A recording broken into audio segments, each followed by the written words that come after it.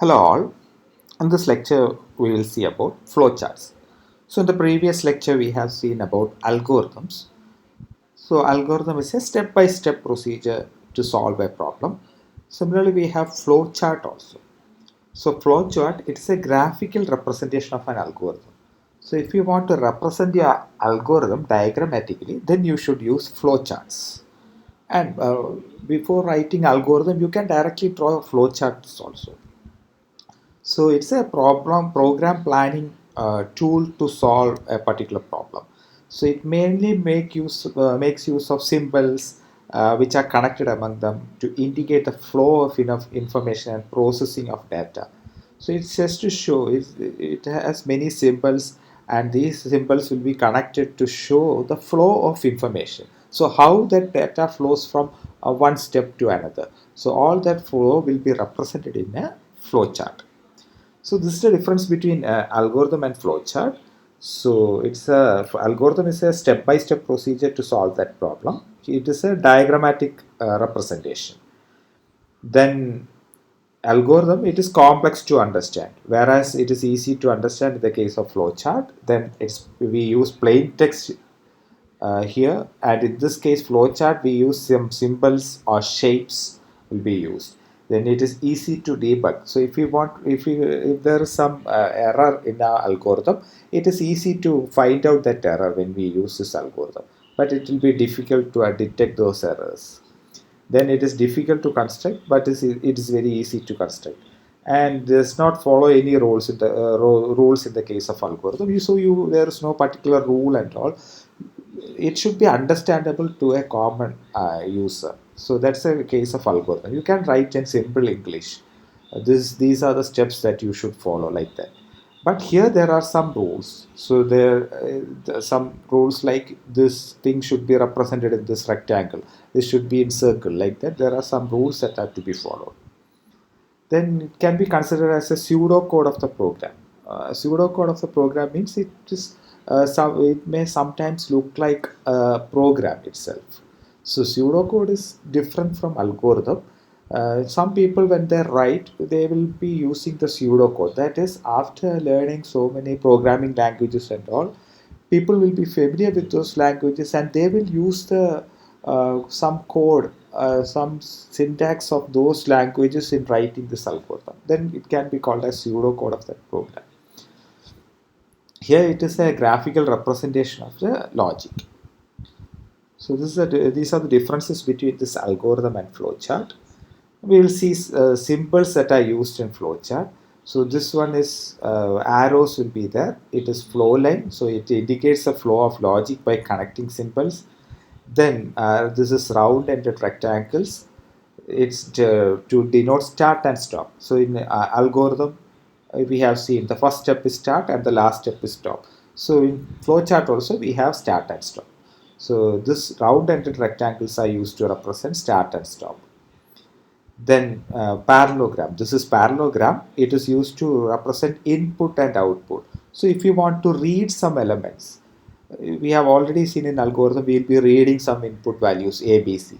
So those things should be represented inside a parallelogram. Similarly, for output something, if you want to print something or display something, so those kind of things should be represented in a parallelogram.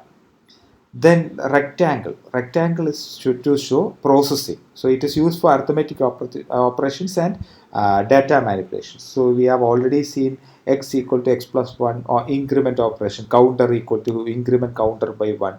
Like that, there are several steps we have followed in algorithm. So all those steps will be represented in a rectangle. So if there is a processing element, it should be represented in a rectangle. Then diamond shape. So this represents decisions. So we have already seen in algorithms, we will be checking for some condition. So if some condition is to be checked, that condition should be represented inside a rectangle. So it is used for decision making between two or more alternatives. Then we have a circle symbol. This is used for on-page connector. That is, if the flowchart we draw is very large, then what happens is we may need to connect some elements. So those elements may be located at far away places. So in order to connect this thing, we can use this bubbles. So what we do is we will write some number, maybe bubble inside this bubble we will write A. Then in order to connect another bubble, that same bubble will be represented in A, so that it means that these two bubbles are connected through a arrow mark. That's all. So we don't use these things. You can use this bubbles also in order to connect to join different flow lines. So if there are two flow lines, we can join those flow lines using this bubbles and all. And also this is known as off-page connector. It is used to connect the flowchart portion on a different page. So if the flowchart is represented in two different pages, we may have to connect the flows. So for that we use this symbol. Then double-ended rectangles, it is used for predefined process of function. If we are using some function call and all, we will be learning about function call later. So it is a group of statements performing one processing task. So if you want to represent a particular group of statements that is representing a single task, or that task can be represented in double-ended rectangles. So we don't use all these symbols always. Mainly we use these symbols. So arrow, this round-ended rectangles and parallelogram, then rectangle, and also this diamond.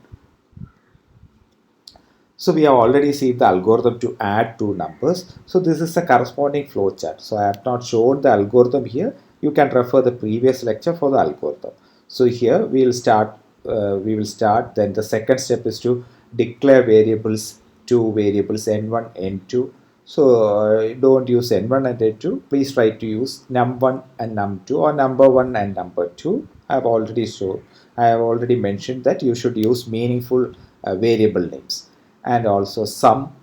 Then we have to read two values. Since we need to add two numbers, we have to read the values of n1 and n2. So this is represented in rectangle. So here declaration is represented in a rectangle, and this read operation is represented in parallelogram. So this is declaration and this is read operation. So this is in parallelogram. This is not rectangle, this is parallelogram. Then we have to perform this sum.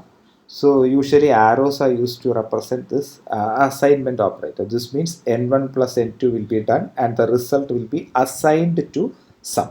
So this is represented in rectangle. Then after that we have to display. So this is a parallelogram. Since print operation, display operation, everything should be represented in parallelogram. And finally stop. So this is a simple example for this flowchart to add two numbers. Then we have already seen to find the largest among three different numbers. So in the previous lecture we have seen we have written an algorithm. So same algorithm we are representing in the flowchart. So first is start. Then we have to declare three variables a, b, c.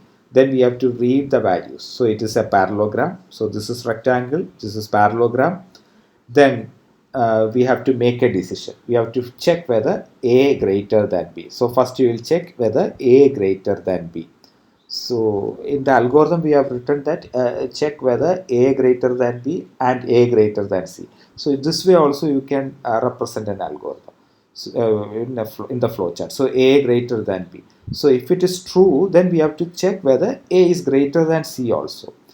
Then if it is also true, that means we have to print a. That is a is the largest. Then if a is less than b, then if it is false, then this will be a check. If b greater than c. So a less than b means b is the largest among a and b. Then if we check b is greater than c, then b is true. If it is true, then it means b is the largest. So we can print b. Otherwise, C is the largest, so print C. Similarly here, if we will check whether A greater than B, if we find that it is true, and we will check whether A greater than C. If it is false, that means C is the largest. So we can print C.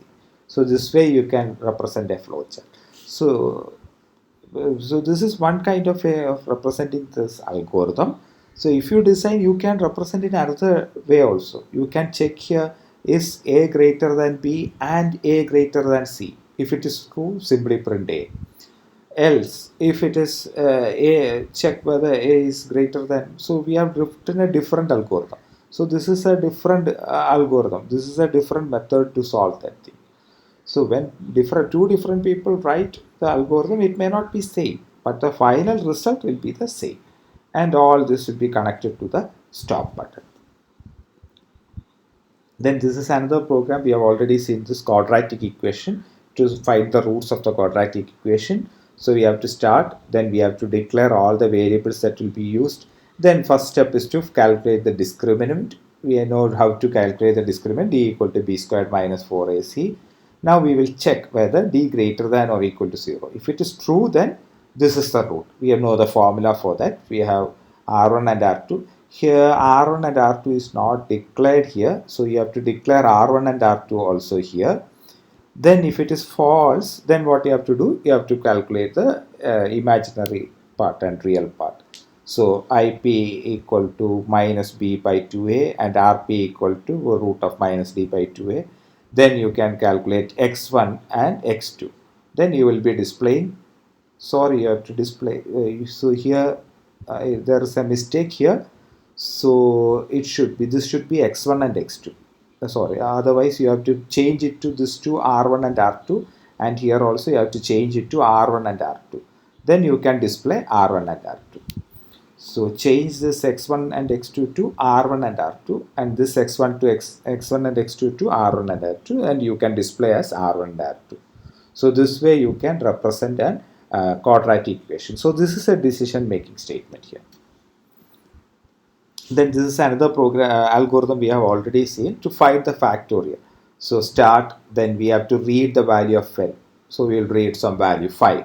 So you have to find the 5 factorial. Then you will initialize two variables, factorial variable, and there we have used counter. This is a control variable. They have named it different, CTRL name. Then we have initialized to 1. Then we will be checking whether control less than or equal to n, if it has reached that limit. If it has reached the limit, if it has reached the limit, that means we have to simply print the factorial and stop. If it has not reached the limit, we have to repeat these steps. That is, we have to calculate the factorial using this factorial into counter value.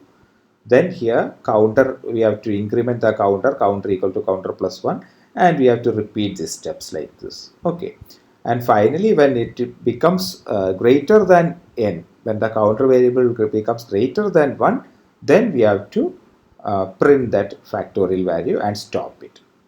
So this way you can represent the factorial. So these are some of the examples.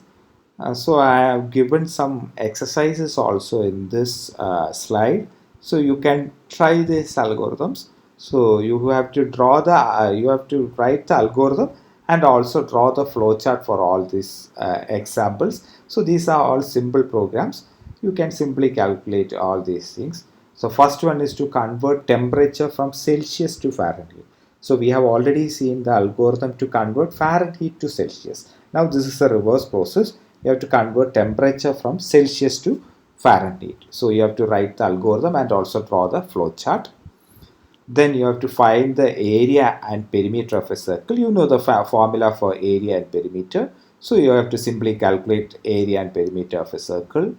Then to find simple interest and compound interest. So this also you have studied in school days and all, how to calculate simple interest and compound interest. So you have to simply represent that formula. Then to swap two numbers using temporary variable. So you want to swap two numbers. That is, if we have a and b two variables, a equal to 5 and b equal to 7, then you have to simply swap a and b. That is, a should be 7 and b should be 5. You have to simply swap those two variables. So you can use a temporary variables. Using this temporary variable, you can swap this variable. You try this thing. Then to swap two variables without using any temporary variable. So there is another way to swap two numbers without using a variable also. So in the first case, in this case, you have to use a variable. That is, you can use a third variable c. So if there is if a is 5 and b is 7 and c, we are using a third variable c. What we do is, we will store the value of a in c. Then what we do is, we will store the value of b in a, and then we will store the value of c in p. Like that we can use uh, using this temporary variable we can use it. Then to swap two numbers without using this temporary variable, there is another method, that is you have to it is a method of addition and subtraction. You can try that one also. Then sixth algorithm is to find the largest, smallest of three numbers. So we have already seen how to find the largest of three numbers. So this is to find the smallest of three numbers. Then you have to find odd numbers between 1 to n, where n is a positive integer. So if you give a positive integer like 25, then you have to find all the odd numbers from 1 to 25. So you know what you mean by odd number and all. We have already seen how to check whether a number is odd or even. Next, to find the sum of series 1 plus 3 plus 5 plus etc. up to n.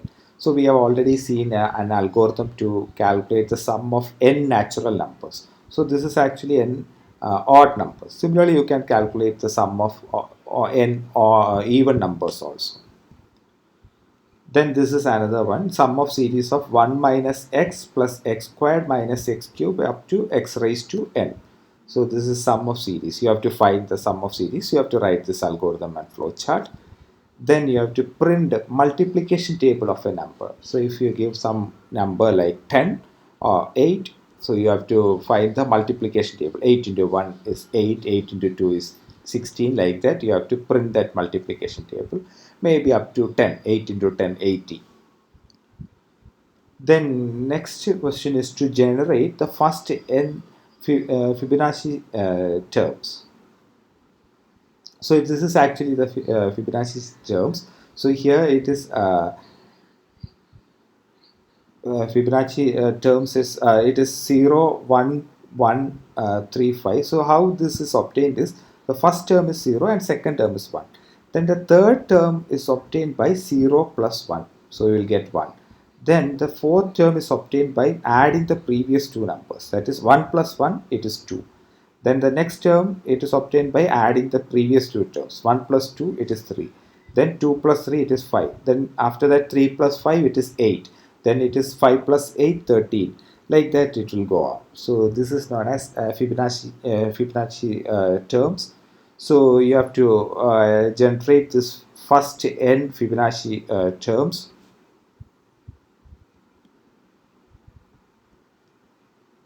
Then another algorithm to find sum and average of given series of numbers.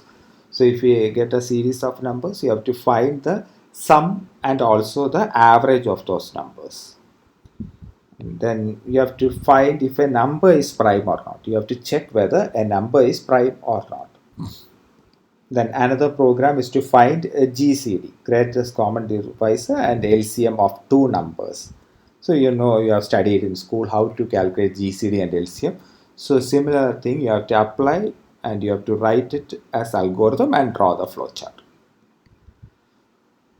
Then the next question is to find all the divisors of a number. So here you have to find which all divisors are there. If you give 10, then the divisors are 2, 5, like that. You have to find all the divisors of a particular number. Then you have to find the factorial of a number. So we have already written that algorithm and flowchart. Anyway, you try in your own means. Then to find roots of a quadratic equation. So we have already seen this example also.